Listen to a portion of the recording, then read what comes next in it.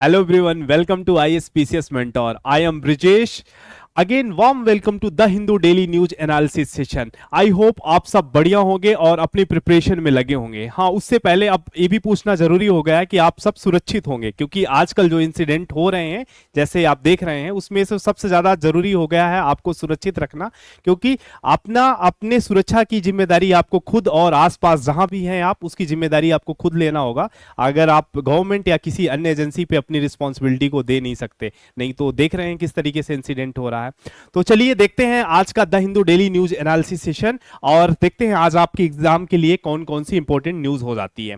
तो पहली न्यूज हो जाती है रिलेटेड टू लैंडस्लाइड, जो वायनाड केरला में लैंडस्लाइड हुई है, पहली न्यूज वो हो जाती है। दूसरी न्यूज हो जाती है गाडगिल कमेटी, इसी से रिलेटेड है गाडगिल कमेटी की रिकमेंडेशन, क्योंकि उन्होंने अभी क्यों न्यूज में आ गई, क्योंकि गाडगिल जी ने कहा कि जो लैंडस्लाइड केरला में हुई है ये कोई नेचुरल नहीं है, ये इसको उन्होंने गवर्नमेंट की इसकी रिस्पॉन्सिबिलिटी गवर्नमेंट को दी है। तो इसको देखते हैं क्यों ऐसा हुआ है। नेक्स्ट थर्ड न्यूज आ जाती है कि ये सवाना ग्रासलैंड से रिलेटेड है कि ग्रासलैंड में ट्रीज की संख्या बढ़ रही है, इसके क्या आउटकम्स होंगे उस पर डिस्कशन होगा।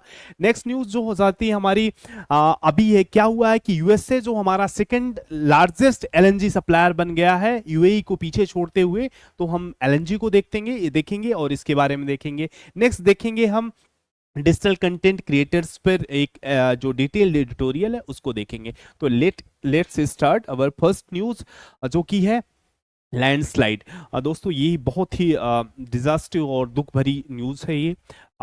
एक्चुअली हुआ क्या है कि केरला के वायनाड डिस्ट्रिक्ट में क्या लैंडस्लाइड आ गई है, और लैंडस्लाइड का टाइमिंग ऐसा था दोस्तों कि आप इसमें ज़्यादा से और ज़्यादा नुकसान होने की पॉसिबिलिटी ही बन जाती है, क्योंकि लैंडस्लाइड का जो टाइमिंग था वो पहली जो फर्स्ट उसका इंस्टांस देखा गया है वो रात के 2:15 AM में देखा गया है। उसके बाद जो दूसरी हुई है अप्रॉक्स 4 AM में हुई है, 4 AM में हुई है। मतलब लोग सो रहे थे, सोते हुए ही लोग बह गए, पूरी मवेशियां वहां पे जो कैटल्स थे मवेशियां हैं वो बह गए, और कई देखा गया है गाड़ियां तैर रही हैं, पशु तैर रहे हैं, तैरते हुए मतलब तैर के आ रहे हैं, बह रहे हैं। और वहां पे जो सर्च ऑपरेशन चल रहा है उसमें बॉडीज का पार्ट्स पार्ट्स में बॉडीज मिल रही हैं, और उसके लिए पूरी जो स्टेट की तरफ से इमरजेंसी घोषित कर दिया गया है। स्टेट गवर्नमेंट की फोर्स प्लस एनडीआरएफ, एसडीआरएफ और इवन इंडियन आर्मी के सैन्य सशस्त्र बलों को भी भेज दिया गया है, और स्पेशल डॉग्स को भेजे गए हैं, कई स्पेशल जो ट्रेन डॉग्स हैं, कुत्ते हैं, उनको भेजे गए हैं। आप कहेंगे कि इन कुत्तों को क्यों भेजा गया, इसका क्या रोल है? दोस्तों यहाँ पे भेजा गया है क्योंकि ये जो डॉग है स्पेशल ट्रेंड है, अगर कहीं पे भी कोई मलबे पे अगर बॉडी दबी है, उसमें कहीं भी थोड़ी सी भी सांस है या कि नहीं भी सांस है, तो उनको आइडेंटिफाई करेंगे, इससे रेस्क्यू करने में उनको जल्दी, मतलब कहाँ पे दबे लोगों को पता ही नहीं, कितने नीचे दब गए हैं लोग, लैंड से उसमें जमीन में मलबे में दबे हैं, तो उनको खोज निकालने में होगा। अभी जो ऑफिशियल है ये कल रात तक का ये ऑफिशियल है कि इतने मिले। अब कितने, मतलब कितने लोग दबे, क्योंकि कितने एरिया, गांव के गांव पूरे घर बह गए, बिल्डिंग बह गई, रोड बह गई, सारी एरिया बह गई है। तो ये तो हुआ कॉन्टेक्स्ट। अब हमको ये न्यूज से हमारे जो यूपीएससी एग्जाम या कि स्टेट पीसीएस एग्जाम के पर्सपेक्टिव से क्या इंपॉर्टेंट हो जाता है? पहली चीज तो हमको जानना जरूरी होता है लैंडस्लाइड क्या है और इसके क्या रीजंस होंगे, मानव जनित रीजंस क्या होंगे, एंथ्रोपोजेनिक रीजन, नेचुरल रीजन क्या होंगे, और क्या जानना जरूरी हो जाता हमें एक कैसी एरिया, कहाँ कहाँ भारत के किस किस क्षेत्र में लैंड प्रोन एरिया, जो लैंडस्लाइड प्रोन एरिया है उनको जानना, और उसके उपाय क्या हो सकते हैं। तो चलिए डिटेल्ड एक डिस्कशन करते हैं। तो हम देखते हैं कि सबसे पहली बात आती है कि क्या है, लैंडस्लाइड पढ़ रहे हैं। लैंडस्लाइड क्या है? भूस्खलन, भूस्खलन पढ़ रहे हैं। अब दोस्तों भूस्खलन है क्या? अब जब हम भूस्खलन पढ़ रहे हैं तो सबसे पहले हमको जरूरत क्या हो जाती है, भूस्खलन का जानना क्या है कि जब गुरुत्वाकर्षण के प्रभाव में ऊपर ढाल से जब मिट्टी, मलबा और क्या कह सकते हैं कि रॉक्स की बहुत तेजी स्पीड से नीचे की ओर आ रहे हैं, तो उसको क्या करेंगे, लैंडस्लाइड कहते हैं। अगर इसी को हम देखते हैं, अगर इसको कि लैंडस्लाइड क्या है, तो लैंडस्लाइड एक क्या हो जाता है, जियोलॉजिकल फिनोमेना हो जाता है, जियोलॉजिकल फिनोमेना हो जाता है, जियोलॉजिकल ये फिनोमेना है। अब बात करते हैं जियोलॉजिकल फिनोमेना, इसमें होता क्या है कि ये इसमें सडन या कि हम कहें सडन या की बात करते हैं रैपिड, सडन या कि रैपिड क्या होता है, movement of rapid movement of debris debris swells swells in rock, ये क्या हो गया, ये लैंडस्लाइड हो गया। अगर हम बात करते हैं कि कहाँ पे ये जनरली क्या होता है, जो ढालनुमा क्षेत्र होते हैं ड्यू टू ग्रेविटी, ये किस पे आ रहे हैं, सडन मूवमेंट हो रहा है, ये आ रहे हैं नीचे ड्यू टू ग्रेविटी, इसको भी भूलना नहीं है, ड्यू टू ग्रेविटी। क्योंकि कोई चीज ऊपर से नीचे की आती है, ग्रेविटी के प्रभाव में ही तो आती है ना। तो गुरुत्वाकर्षण बल के प्रभाव के कारण अगर हम देख रहे हैं, अगर सपोज करें ढालनुमा क्षेत्र है, तो यहाँ पे जो चीजें हैं, यहाँ पे जैसे रॉक हो गया, डेब्रिज हो गया, स्वेल हो गया, एक बहुत स्पीड्स में नीचे आ रही है। और दोस्तों यहाँ पे भी जो अभी जो लैंडस्लाइड यहाँ पे हुआ है, लैंडस्लाइड अगर यहाँ पे अगर हम बात करें, तो अभी जो वायनाड में हुआ है, इसका रीजन क्या है, हैवी रेनफॉल है, हैवी हैवी हैवी रेनफॉल है। और ये हैवी रेनफॉल इतना था दोस्तों कि 140 mm, कितना 24 आवर्स में, 24 घंटे में 140 mm की वर्षा हो गई। और 140 mm जो यहाँ का जो एवरेज है उससे 5 टाइम्स ज्यादा है। ये क्या है, 5 टाइम्स ज्यादा है, 5 टाइम्स क्या है, जो नॉर्मल रेनफॉल होती थी वहां उससे 5 गुना ज्यादा रेनफॉल हुई है। अब इसका हम बात करें कि 5 गुना ज्यादा हुई है, उससे हुआ क्या, जनरली देखा क्या है कि जो ऊपर पहाड़ से, पहाड़ जो क्या होती है, रॉक है, रॉक जैसे सपोज बात करें कि ये ढाल है और नीचे रॉक है, रॉक के ऊपर जो स्किन हमारी बात कर रहे हैं सोयल है। अब वो जो वाटर आ रहा है वो रॉक से आ रहा, मतलब सोयल और रॉक के बीच में जो एक गठजोड़ होता है, एक बात करें जो ग्लू का काम करता, वो टूट चुका था, पूरा ऐसे आ रहा था। इससे कितनी ज्यादा त्रासदी हुई तो देखा। तो जो ये लैंडस्लाइड था केरला, इसका रीजन क्या हो गया, यहाँ पे अभी वायनाड का हैवी रेनफॉल हो गया। अब बात आती है कि कौन कौन सी एरिया, किस क्षेत्र, अगर हम बात करते हैं कौन सी एरिया क्या हो गए, अगर हम बात करें कि कहाँ पे जो एरिया की बात करें, एक कैसे क्षेत्र होता है जहां लैंडस्लाइड आता है, तो पहली क्षेत्र एक क्या होते हैं, ढालनुमा क्षेत्र होते हैं, पर्वती पर्वती जनरली कहाँ पे हमें देखते हैं, पर्वतीय क्षेत्र में देखते हैं, पर्वतीय क्षेत्र में देखते हैं। और कैसे क्षेत्र होते हैं ये पर्वतीय क्षेत्र के अलावा, अगर हम बात करें तो एक खड़ी भूमि होती, खड़ी जहाँ पे लैंडस्लाइड आती है, तो ये खड़ी भूमि हो सकती है। और क्या हो सकते हैं यहाँ पे प्रेजेंस ऑफ जॉइंट्स होता है, प्रेजेंस ऑफ जॉइंट्स, अगर हम बात करें यहाँ पे दरारें होती है, जॉइंट्स एंड फिशर्स है। अगर ऐसा पहाड़ी क्षेत्र है जहाँ पे जॉइंट्स है, कई जगह जॉइंट्स है, अलग अलग रॉक टुकड़े बधे हुए हैं, जॉइंट्स है, फिशर्स है, वहां पे लैंडस्लाइड आने की संभावना बढ़ जाती है। और रीजन क्या हो सकते हैं कि अगर कहीं पे लूज मटेरियल का इकट्ठा है, लूज मटेरियल अगर कहीं पे इकट्ठा है, वहां पे वो लैंडस्लाइड प्रोन एरिया हो जाती है। और अगर हम बात करें तो जहां वाइल्ड फायर हो रखा, वाइल्ड फायर अगर हम बात करते हैं, तो वाइल्ड फायर मतलब जंगल में आग, कहीं पे जैसे आग लग गई है, वो एरिया क्या हो जाती है, लैंड प्रोन एरिया हो जाती है, वो लैंडस्लाइड प्रोन एरिया हो जाती है। और साथ में channel along river system, channel along river system, तो ये क्षेत्र क्या हो जाते हैं, ऐसी एरिया जो होती है majorly landslide prone area हो जाती है। अब हम बात करते हैं किसके कारण क्या है, कारण पे बात कर लेते हैं, क्या क्या काजेस हैं, कारण क्या है। तो अगर हम कारण की सॉरी, अगर हम कारण की बात करते हैं तो यहाँ पे हम 2 कारण देख लेते हैं, कारण की बात करते हैं तो यहाँ पे हम 2 कारण देख लेते हैं। तो एक कारण क्या हो गया, नेचुरल कारण हो जाता है एक, अगर हम बात करते हैं तो यहाँ पे प्राकृतिक कारण हो जाता है एक, और दूसरा क्या हो जाता है, दूसरा कारण हम देख लेते हैं एंथ्रोपोजेनिक कारण हो जाता है, मींस मानवीय कारण हो जाते हैं, मानवीय कारण हो जाते हैं। जब अगर हम प्राकृतिक कारण की बात करते हैं, जैसे तो एक तो पहला तो यही हो गया, जैसे प्राकृतिक कारण की अगर हम बात करें तो पहला कारण तो यहाँ पे, पहला कारण तो यहाँ ही हो गया, यही जो जहाँ पे वायनाड में हुआ है, कौन सा, हैवी रेनफॉल। दूसरा कारण क्या हो सकता है, अर्थक्वेक हो सकती है, वहां पे क्या हो, अर्थक्वेक हो सकती है। और क्या रीजन हो सकता है दोस्तों, इसके अलावा वॉल्केनिक इरेप्शन हो सकता है, वॉल्केनिक इरेप्शन, ज्वालामुखी का उद्भव हो सकता है, वहां पे लैंडस्लाइड हो सकती है।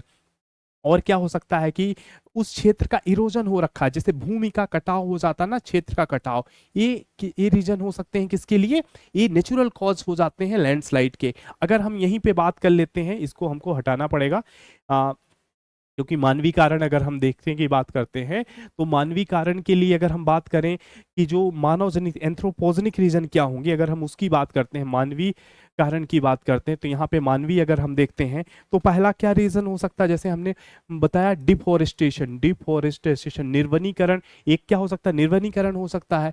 और दोस्तों क्या हो सकता है निर्वनीकरण के अलावा, क्या हो सकता है, तो ये हो सकता है कि अगर वहां पे अगर हम बात करते हैं निर्वनीकरण के अलावा अनकंट्रोल्ड इवैक्यूएशन हुआ है, जैसे अनकंट्रोल्ड इवैक्यूएशन हुआ है। इवैक्यूएशन का मतलब अगर वहां कोई माइनिंग हो रहा है, अनकंट्रोल्ड रूप से माइनिंग हो रहा है, क्वेरिंग हो रहा है, तो ये वो क्षेत्र क्या हो जाते हैं, लैंडस्लाइड प्रोन हो जाते हैं। और अगर हम बात करें तो एक रीजन क्लाइमेट चेंज से भी होता है, और क्या क्लाइमेट चेंज के कारण भी चीज़ें बढ़ रही हैं। और अगर हम बात करते हैं तो डेवलपमेंटल प्रोजेक्ट जो बड़े बड़े चलते हैं, डेवलपमेंटल प्रोजेक्ट भी लैंडस्लाइड को ये बढ़ाते हैं। तो ये कारण हमने देख लिया अभी, मानवीय कारण और प्राकृतिक कारण। अब हम मानवीय कारण प्राकृतिक कारण जानने के बाद आगे क्या देख सकते हैं कि इसका इम्पैक्ट क्या होता है। जैसे अभी हम देखें यहाँ पे जो इसका प्रभाव क्या होगा, इम्पैक्ट क्या होगा, इम्पैक्ट की अगर हम बात करते हैं कि लैंडस्लाइड का इम्पैक्ट क्या होगा, तो अभी हमने देखा ना कि यहाँ 122 लोगों की जान चली गई, अभी तो रिकवर होंगे कंटिन्यू। तो और अगर हम बात करें कि और कारण क्या हो सकते हैं, 122 लोगों की जान चली गई, इसके अलावा हम देखेंगे कि और क्या कारण क्या और क्या इम्पैक्ट हो सकता है, तो लॉस ऑफ, पहली चीज तो यही देख लेंगे, loss of animal loss of animal, और क्या ये एनिमल की लॉस हमने देखा, और साथ में ह्यूमन इन एनिमल लाइफ की लॉस हो गई। और क्या इम्पैक्ट होगा, जो वहां पे जैसे हमने देखा ना, जैसे अभी वायनाड में आया तो वहां के सारे इंफ्रा जितने भी रोड थे, रेलवे ब्रिजेस थे, अदर ब्रिजेस थे, वो सारा इंफ्रास्ट्रक्चर तो बह गया। तो यहाँ पे क्या हो जा रहा है, इंफ्रा इन प्रॉपर्टीज पूरी डैमेज हो जाती है।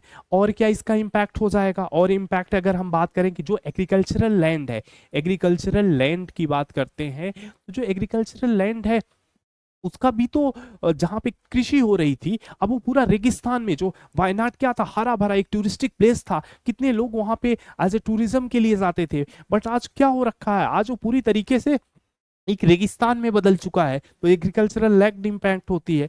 और सबसे इंपॉर्टेंट जो फैक्टर हो जाता है वो डिस्प्लेसमेंट हो जाता है। जैसे वहां पे जितनी भी जो कम्युनिटीज रह रही थी उनका क्या हुआ, डिस्प्लेसमेंट ऑफ लोकल कम्युनिटीज, ये बहुत बड़ा रीजन हो जाता है, बहुत बड़ा फैक्टर हो जाता है, इम्पैक्ट हो जाता है लोकल कम्युनिटीज का डिस्प्लेसमेंट।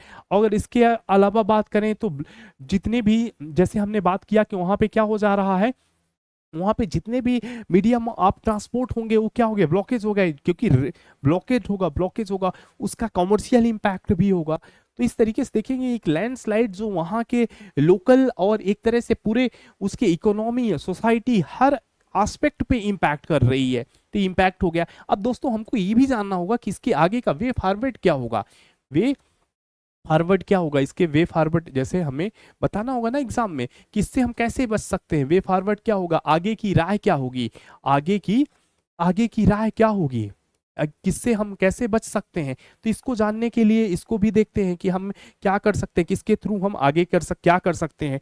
तो एक महत्वपूर्ण सुझाव आ जाता है कि यहाँ पे हम कैसे जो लैंडस्लाइड है उसको रोक के उसके लिए टेरेस फॉर्मिंग कर सकते हैं। टेरेस फॉर्मिंग मतलब सीढ़ी नुमा, ऐसे ढलान है तो कट लगा लगा के हम टेरेस फॉर्मिंग कर सकते हैं, मतलब सीढ़ी नुमा खेती कर सकते हैं, सीढ़ी नुमा कृषि कर सकते हैं यहाँ, सीढ़ी नुमा। इससे हुआ क्या कि जैसे वहां पे वर्षा के जल को हम नियंत्रित वे पे रख सकते हैं, तो ये सीढ़ी नुमा कृषि कर सकते हैं। और क्या उपाय हो जाता है दोस्तों, जैसे हमने बताया कि एक महत्वपूर्ण कारण है डिफोरेस्टेशन, तो अफोरेस्टेशन कर सकते हैं, मतलब वनीकरण कर सकते हैं।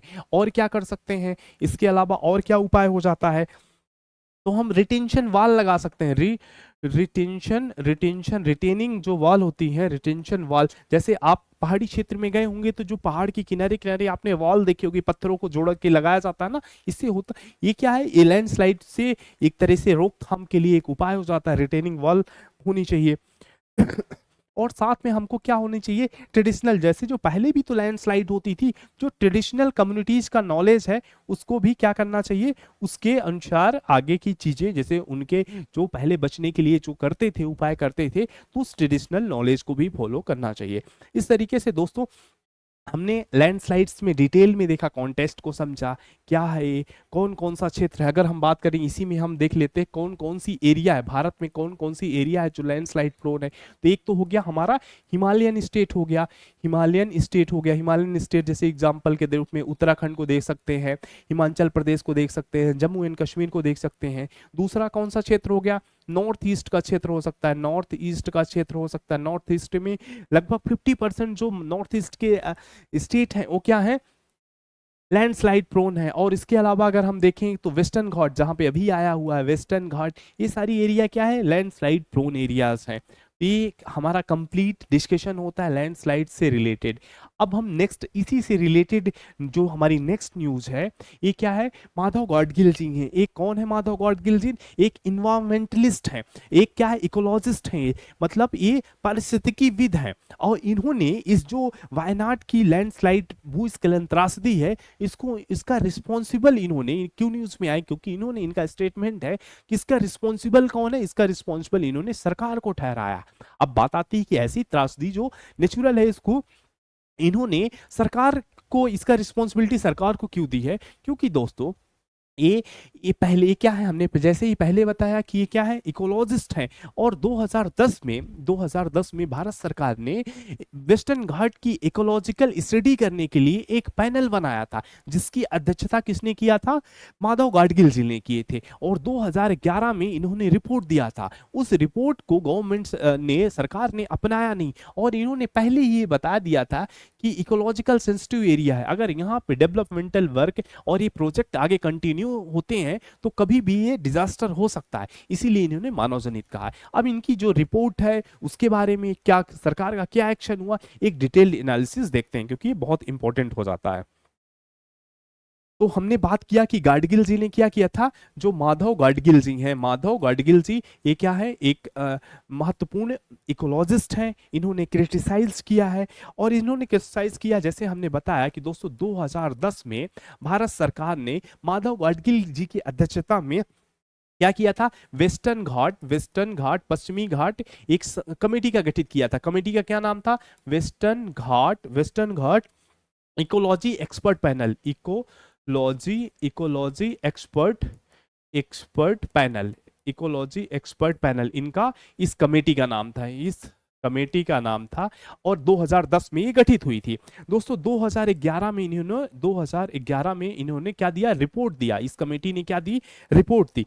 और इस रिपोर्ट में इन्होंने इस जो रिपोर्ट दी, और जो ये कमेटी गठी गई थी, तो इसका ये किस लिए गठी थी, इसका काम क्या था, इसका काम था कि स्टडी करना किसका, इम्पैक्ट ऑफ पॉल्यूशन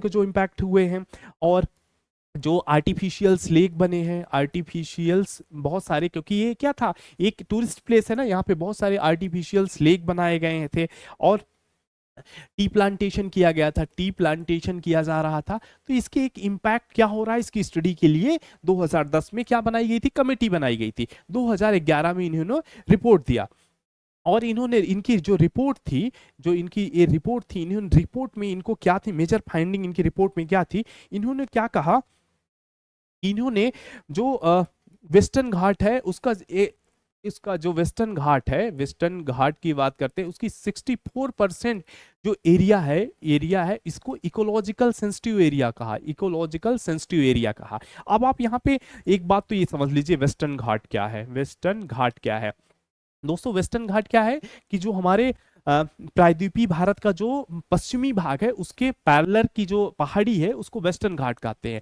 और ये किस किस राज्य को कवर करती है, तो ये गुजरात, इसको अगर हम बात करें तो ये गुजरात, महाराष्ट्र, गोवा, कर्नाटका, केरला और तमिलनाडु के क्षेत्रों को कवर करती है। और दोस्तों इसमें जो वेस्टर्न घाट है ये क्या है, एक वर्ल्ड हेरिटेज साइट भी है, एक वर्ल्ड हेरिटेज साइट भी है। एक क्या है, और ये क्या है, one of biodiversity hot spot भी है, बायोडाइवर्सिटी हॉट स्पॉट भी है, हॉट स्पॉट भी, इसको भी ध्यान रखना है। और टोटल बायोडाइवर्सिटी हॉट स्पॉट कितने हैं, 36 में से एक क्या है, वेस्टर्न घाट बायोडाइवर्सिटी हॉट स्पॉट भी है, और क्या है और वर्ल्ड हेरिटेज साइट भी है, और इसीलिए इसका इंपॉर्टेंस और बढ़ जाता है। तो इन्होंने क्या बताया कि जो 64% एरिया है इकोलॉजिकल सेंसिटिव एरिया है, और जो इकोलॉजिकल सेंसिटिव एरिया का इन्होंने 3 भागों में बांटा है, 3 भागों में इसको बांटा, ecological sensitive zone 1, ecological sensitive zone 2 और इकोलॉजिकल सेंसिटिव जोन 3। अब इनकी जो इकोलॉजिकल सेंसिटिव जोन थी उसमें अगर हम बात करें कि आगे की इन्होंने क्या कहा, तो जो इकोलॉजिकल सेंसिटिव जोन 1 थे, इकोलॉजिकल सेंसिटिव जोन 1 थे, उसमें कोई भी नो डेवलपमेंटल एक्टिविटीज, कोई भी डेवलपमेंट एक्टिविटीज नहीं होगी, कोई भी डेवलपमेंट एक्टिविटीज नहीं होगी। इसका मतलब यहाँ पे कोई भी माइनिंग की एक्टिविटीज नहीं होगी, माइनिंग की एक्टिविटीज नहीं होगी, क्वेरिंग की एक्टिविटीज नहीं होगी, क्वेरिंग नहीं होगी, टाउनशिप प्लानिंग नहीं होगी, टाउनशिप प्लानिंग नहीं होगी, प्लानिंग नहीं होगी। जो इकोलॉजिकल सेंसिटिव जोन 2 था, इकोलॉजिकल सेंसिटिव जोन था, इसमें सम एक्सटेंट तक थी, बट अथॉरिटी से क्या लेना पड़ेगा, पहले परमिशन लेने के बाद ही कोई एक्टिविटीज की जा सकती है। तो अथॉरिटी से क्या थी, परमिशन रिक्वायर्ड थी, परमिशन रिक्वायर्ड थी। और तीसरा आ जाता है, तीस तीसरा अगर हम बात करें, तीसरी बात करते हैं, तो इसमें हम विथ परमिशन कॉमर्शियल एक्टिविटीज भी हम कर सकते थे, कॉमर्शियल एक्टिविटीज भी कर सकते थे। और इन्होंने ये भी बात किया था कि इकोलॉजिकल जो सेंसिटिव जोन है, इसके अलावा इन्होंने क्या रिकमेंडेशन दिया था, इसके अलावा इनकी जो रिकमेंडेशन थी रिपोर्ट में, इन्होंने क्या कहा था, इसके अलावा इनको रिकमेंडेशन थी कि वेस्टर्न घाट में कोई भी जीएम क्रॉप्स, कोई भी जीएम जो जेनेटिकली मॉडिफाइड क्रॉप्स है उसका प्रोडक्शन नहीं किया जाएगा, जीएम क्रॉप्स नहीं आएगी। यहाँ पे प्लास्टिक क्या है, पूरी तरीके से प्रतिबंधित कर दिया जाना चाहिए। और यहाँ पे कोई भी न्यू टाउनशिप, कोई भी टाउनशिप नहीं चलेगी, कोई भी जैसे रेसिडेंशियल बिल्डिंग को भी नहीं लगाया जा सकता है। तो ये इनकी क्या थी, रिकमेंडेशन थी। अब इस रिकमेंडेशन पे क्या हुआ, जैसे रिकमेंडेशन आई तो इसकी जो स्टेक होल्डर थे, तो इसका क्या हुआ, विरोध हुआ, इसका इनकी रिकमेंडेशन का, जो वहां पे डेवलपमेंटल जो वहां पे पावर प्लांट चल रहे थे, स्टेक होल्डर तो विरोध किए। इन्हीं के विरोध के लिए 2011 में क्या आई थी, इनकी रिकमेंडेशन आई थी। तो सरकार ने अब क्या किया कि 2012 में एक नई कमेटी गठित की जाती है इनके पैनल और आगे की और इकोलॉजिकल सेंसिटिव जोन जो एरिया थे उनके स्टडी करने के लिए 2012 में किसके अध्यक्षता में, डॉक्टर के कस्तूरी रंगन, ये क्या है, इसरो के चेयरमैन भी रह चुके थे, के कस्तूरी रंगन की अध्यक्षता में, डॉक्टर के कस्तूरी रंगन की अध्यक्षता में एक नई क्या इसका क्या नाम लिया, high level working committee, high level एक वेस्टर्न घाट के लिए हाई लेवल वर्किंग कमेटी का कमेटी की क्या किया, गठन किया। अब इन्होंने अपनी अलग रिपोर्ट सौंपी, तो इनकी रिपोर्ट समझ लेते हैं। मतलब गाडगिल जी की जो रिपोर्ट थी उसको क्या लागू नहीं किया गया, और उसमें विरोध होने के कारण नई कमेटी गठित की गई डॉक्टर के कस्तूरी रंगन की अध्यक्षता में। अब इनकी जो रिपोर्ट है, इनकी रिपोर्ट की मुख्य बातों को देखते हैं। इन्होंने क्या किया, तो इन्होंने पहली चीज कि गाडगिल जी ने 64% एरिया को इकोलॉजिकल सेंसिटिव जोन घोषित किया था, वहीं डॉक्टर के कस्तूरी रंगन ने केवल 37%, यहां पे देखें 37% एरिया को क्या बोला, इकोलॉजिकल सेंसिटिव जोन बोला, सेंसिटिव जोन बोला। और बाकी और बात करें अगर, फिर इन्होंने इकोलॉजिकल जो सेंसिटिव जोन थे उसको 3 लिस्ट में बांटा, 3 लिस्ट में इन्होंने बांटा। इनकी 3 लिस्ट कौन थी, इनकी 3 लिस्ट की बात करें तो रेड लिस्ट, ऑरेंज लिस्ट और ग्रीन लिस्ट। इनकी भी इकोलॉजिकल सेंसिटिव जोन के जैसे ही लिस्ट थी। रेड लिस्ट का मतलब सारी चीजें, वहां पे कोई भी डेवलपमेंट एक्टिविटीज नहीं, कोई भी माइनिंग, क्वेरिंग, टाउनशिप प्लानिंग नहीं। जो ऑरेंज लिस्ट थी उसमें वो एरिया आते थे जहां पे विथ परमिशन हम कुछ सम एक्सटेंट तक कोई एक्टिविटीज कर सकते थे। और एक जो थर्ड लिस्ट थी मतलब ग्रीन लिस्ट, वहां पे हम परमिशन के साथ कॉमर्शियल एक्टिविटीज भी कर सकते थे। तो पहली चीज यहाँ पे जो डिफरेंस आ गया कि गाडगिल जी ने, जहां पे अगर हम बात करें कि गाडगिल जी ने 64% एरिया घोषित किया, इन्होंने 37% एरिया को घोषित किया था। और बात करें कि इन्होंने टोटल एरिया भी जो आया था वेस्टर्न घाट से अप्रोक्स आधे से भी कम एरिया, आप ये देख सकते हैं 64% जो एरिया था वेस्टर्न घाट का, और उसमें 37। और इसके भी कस्तूरी रंगन की भी जितनी रिकमेंडेशन थी उसको भी सरकार ने फॉलो नहीं किया। अगर यहीं पे हम केरला का एग्जांपल दें, अगर हम यहीं पे केरला को देखें कि कस्तूरी रंगन के अनुसार, कस्तूरी रंगन की रिपोर्ट के अनुसार केरला में टोटल एरिया कितनी थी, केरला में इकोलॉजिकल सेंसिटिव जोन कितना था, तो अगर हम बात करें केरला की बात करें तो 13,108 स्क्वायर किलोमीटर को इन्होंने कहा था। बट गवर्नमेंट ने कितने को माना, गवर्नमेंट ने इतना 9,993 स्क्वायर किलोमीटर को ही इकोलॉजिकल सेंसिटिव जोन माना।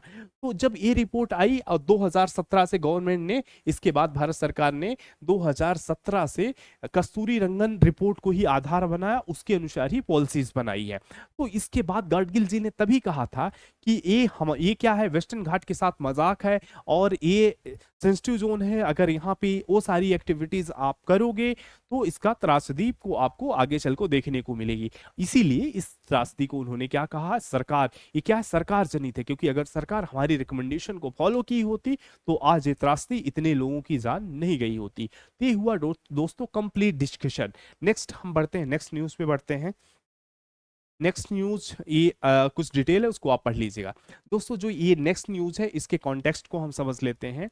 ये देखा गया है, एक कॉन्टेक्स्ट क्या है कि जो ग्रासलैंड है, स्पेशली सवाना की बात की गई है, और नॉर्थ अमेरिका, साउथ अमेरिका के जो ग्रासलैंड है वहां पे क्या देखा गया है, वहां पे जो ग्रासलैंड है मतलब क्या है, घास के मैदान है, उनकी जो एरिया है वो रिड्यूस हो रही है, मतलब घास की संख्या की कमी आ रही है, ग्रासेस की कमी आ रही है, और उसके जगह पे वनों की संख्या मतलब ट्रीज इन श्रब्स की संख्या इंक्रीज हो रही है।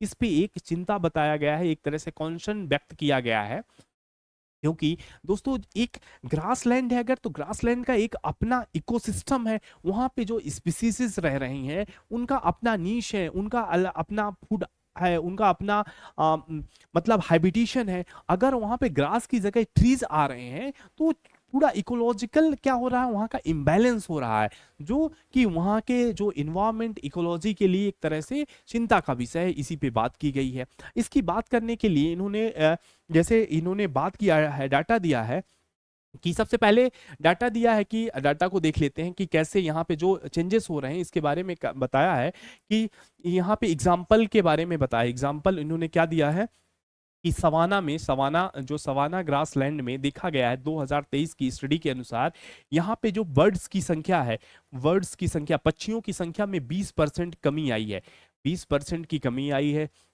और इन्होंने मतलब इसके चीजें ग्रासेस की जगह पे क्या बढ़ रहे हैं, अगर और बात किया गया है कि यहाँ पे जैसे अगर हम बात करते हैं ग्रासेस की जगह पे, जहाँ पे ग्रास लैंड था वहां पे उसके अलावा यहाँ पे एग्रीकल्चरल लैंड बढ़ रही है, एग्रीकल्चरल एरिया बढ़ रही है। और क्या बढ़ रही है, उसके अलावा हमने देखा ही है कि ट्रीज की संख्या बढ़ रही है, ट्रीज बढ़ रही है, ट्रीज वहां पे बढ़ रही है, ट्रीज बढ़ रही है। और क्या हो रहा है, और वहाँ पे डेवलपमेंटल वर्क इंक्रीज हो रहे हैं।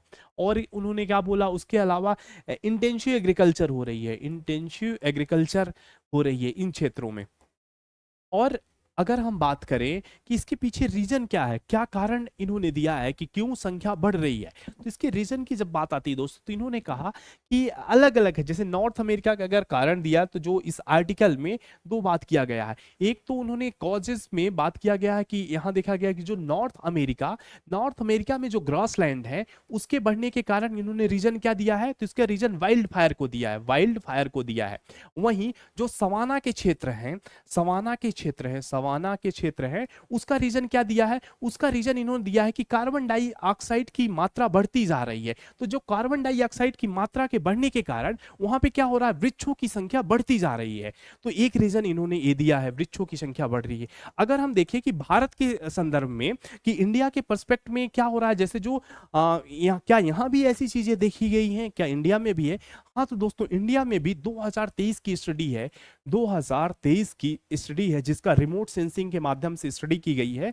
रिमोट सेंसिंग डाटा का यूज किया गया है, रिमोट सेंसिंग के माध्यम से स्टडी है कि भारत में जो पक्षियों की संख्या है, पक्षियों की जो संख्या है पक्षियों, बर्ड्स जो हैं उसकी संख्या में 34%, कितनी? 34% की कमी देखी गई है।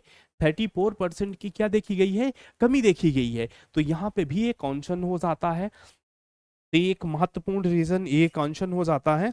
अब आगे हम देख लेते हैं। हाँ, और हम बात कर रहे हैं किसकी? घास के मैदान की। घास के मैदान की उसकी विशेषता क्या होती है, एक देख लेते हैं हम। अगर बात करें घास के मैदान, ग्रास लैंड की बात कर रहे हैं, ग्रास लैंड की बात कर रहे हैं, ये ऐसी एरिया होती है जहां पे क्या होता है?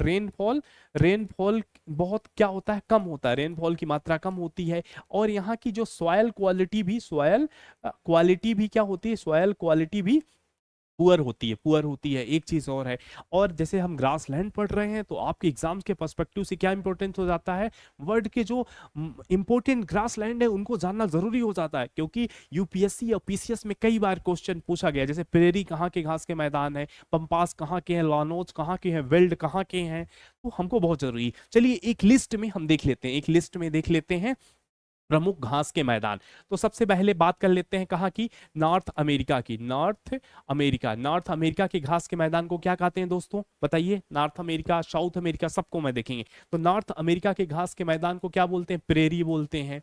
वहीं साउथ अफ्रीका के घास के मैदान को क्या बोलते हैं? तो साउथ अफ्रीका के घास के मैदान को पंपास बोलते हैं।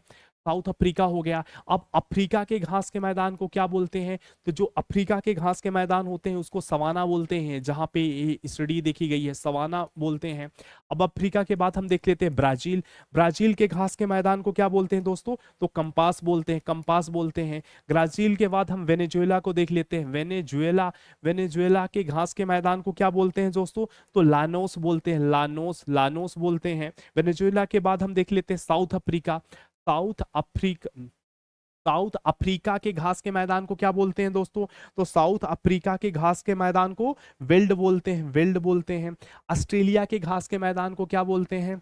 ऑस्ट्रेलिया में जो घास का मैदान है उसको क्या बोलते हैं? तो ऑस्ट्रेलिया में क्या है? डाउन है। एक और बचा दोस्तों, यूरेशिया के घास के मैदान को क्या बोलते हैं? यूरेशिया के घास के मैदान को क्या बोलते हैं? तो स्टेपी बोलते हैं। इस तरीके से दोस्तों हमने एक पूरा कंप्लीट लिस्ट देखा। North America, south America, Africa, Brazil, Venezuela, south America, Australia. इसको आप नोट डाउन कर लीजिएगा, या तो आप स्क्रीनशॉट ले सकते हैं, क्योंकि आपके एग्जाम के लिए बहुत इंपॉर्टेंट है। अब हम आते हैं आज की नेक्स्ट न्यूज पे नेक्स्ट न्यूज है हमारा, जो कॉन्टेक्स्ट इसको बता देते हैं। United State overtakes UAE as India second largest LNG supplier. US से दोस्तों यूएई को पीछे छोड़ते हुए दूसरा सबसे ज्यादा लार्जेस्ट सप्लायर बन गया है, किसका? एलएनजी का। अब हम, ये तो कॉन्टेक्स्ट न्यूज हो गई, आप ये जान सकते हैं।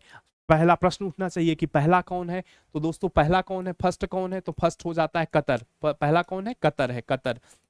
कतर पहला कौन हो जाता है? कतर हो जाता है। दूसरा तो हमने देखा ही कौन बन गया, यूएसए बन गया। तीसरा जिसको पीछा किया यूएई बन गया। अब हम यहाँ पे आपको जानना एलएनजी के बारे में बहुत इंपॉर्टेंट हो जाता है, आपके एग्जाम्स के लिए इंपॉर्टेंट हो जाता है कि एलएनजी क्या है और ये कैसे काम करता है। चीजें एलएनजी से रिलेटेड आप जान लीजिए। तो एलएनजी क्या है? लिक्विफाइड नेचुरल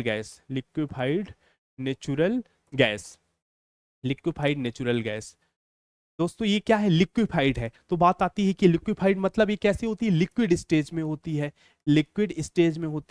अब लिक्विड स्टेज में कैसे होती है? तो दोस्तों इसको क्या किया जाता है? कंडेंस किया जाता है at atmospheric level, atmospheric pressure के साथ। एटमॉस्फेरिक प्रेशर में इसको क्या किया जाता है? कंडेंस किया जाता है, और इसको कूल डाउन किया जाता है। कूल्ड किया जाता है कब तक? Up to -167 degree Celsius. -167 degree Celsius में जब एटमॉस्फेरिक प्रेशर के साथ ये किसको क्या कूल किया जाता है तो ये क्या हो जाता है, लिक्विड स्टेज में हो जाता है। लिक्विड स्टेज में हो जाता है और ये हमेशा इसका टेम्परेचर कितने में इसको रखा जाता है, -167 degree Celsius.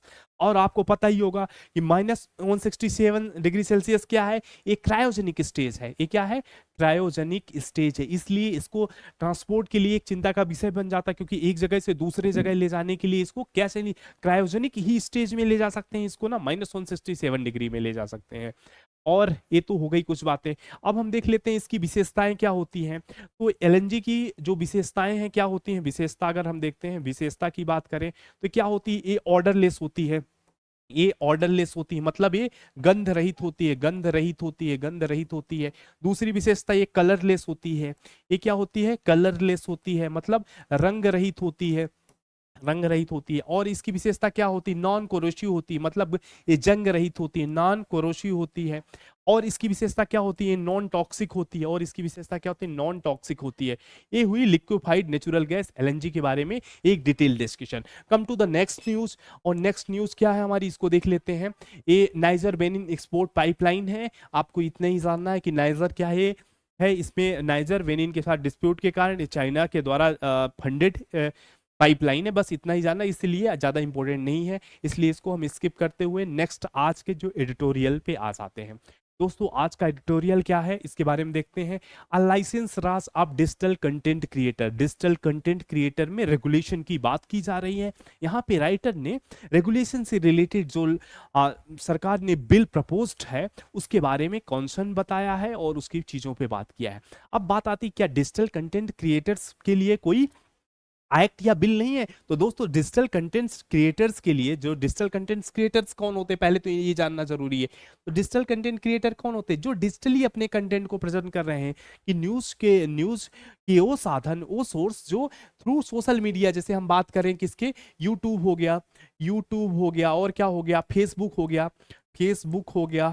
YouTube, Facebook, Instagram और क्या हो गया, और एक्स हो गया। इसके थ्रू जो अपनी न्यूज को एक्सप्रेस करते हैं उनको रेगुलेट करने की बात की जा रही है।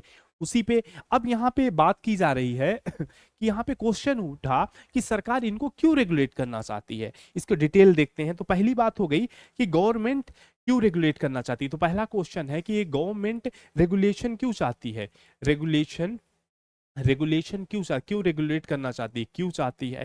तो दोस्तों इसके लिए जो गवर्नमेंट की तरफ से जो आर्गुमेंट दिया गया कि रेगुलेशन के पीछे जो मेन रीजन है उसके बारे में जब बात की गई तो इसको कहा गया कि ये क्या होते हैं, आज के डेट पे एक लार्ज अमाउंट में एज ए क्या है, निगेटिव इन्फ्लुएंसर, जो सरकार का ये है कि ये क्या करते हैं, ये निगेटिव इन्फ्लुएंसर की तरह काम कर रहे हैं, निगेटिव इन्फ्लुएंसर की तरह काम कर रहे हैं।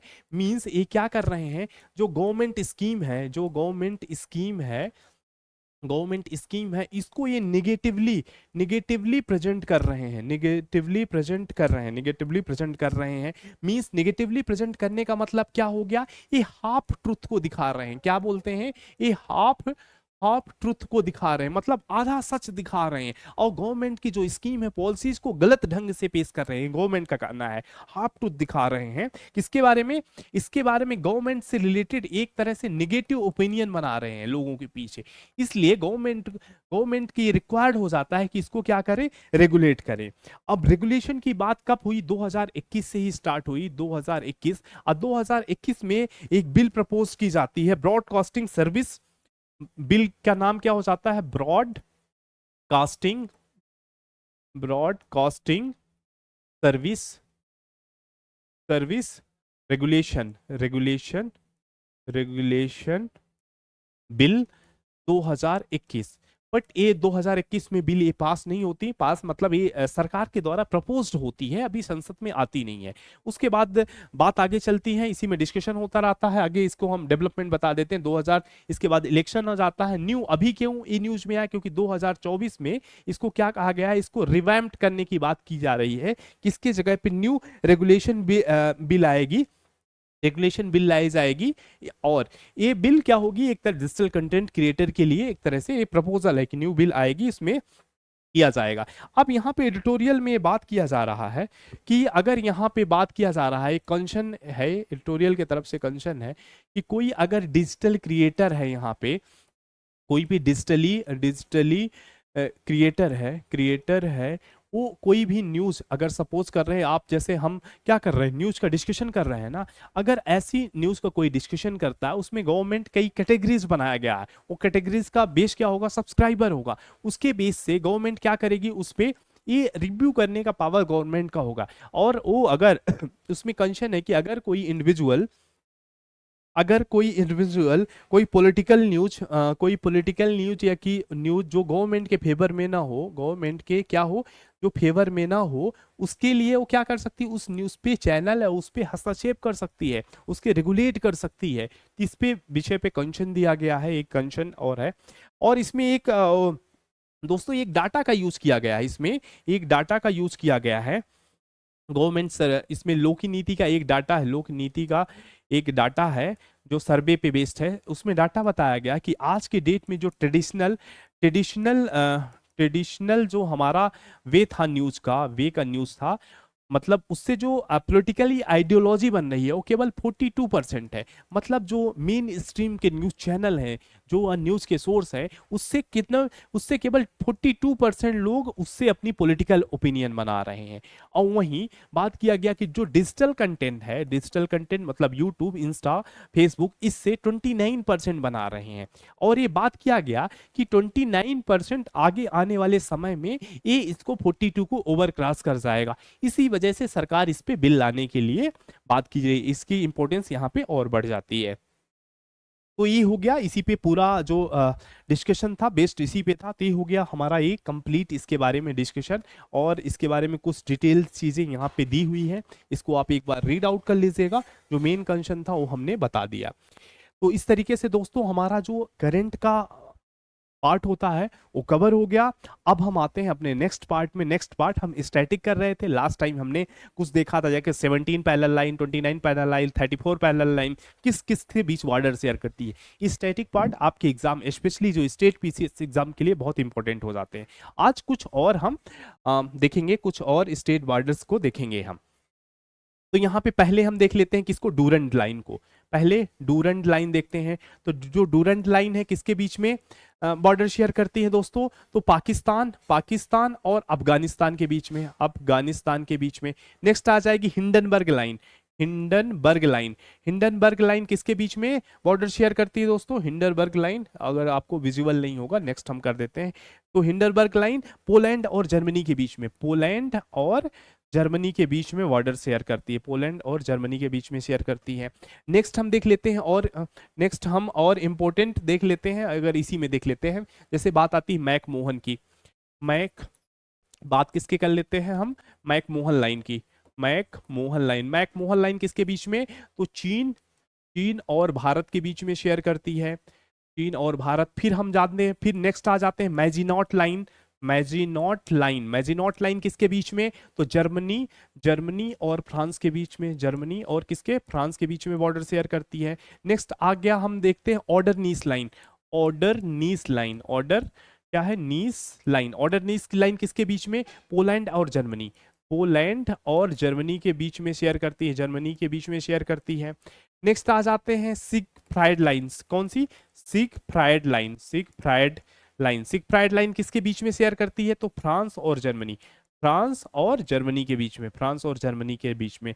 नेक्स्ट आ जाते हैं ब्लू लाइन किसके बीच में शेयर करती है दोस्तों, तो लेबनान और इजराइल के बीच में। किसके बीच में, लेबनान की बात करें, लेबनान और इजराइल के बीच में, कौन सी, इजराइल के बीच में ब्लू लाइन शेयर करती है।